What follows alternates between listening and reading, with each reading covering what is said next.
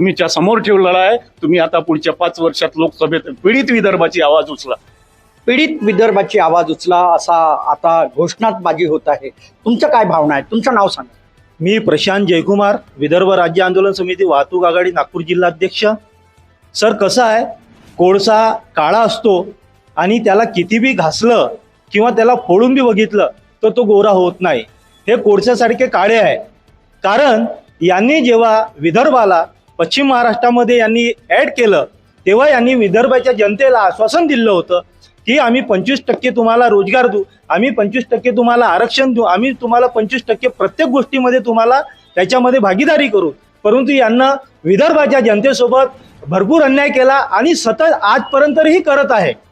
विदर्भाच्या वाहन चालकावर अन्याय होत आहे।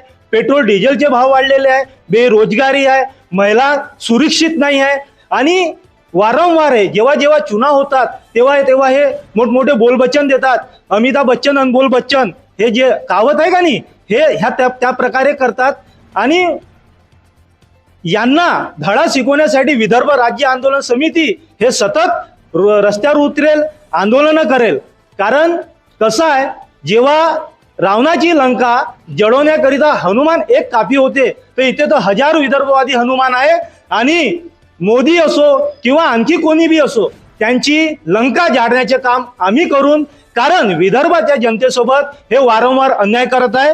याकरिता आम्ही तत्पर आहोत आणि आमचं काहीही झालं तरी आम्ही छाती फाडून सांगणार आहोत की विदर्भ आमचा आहे आणि आमचा असेल, आमचा राहील। विदर्भ राज्य वेगळं झालंच पाहिजे, अनेक वर्षापासून मागणी आहे।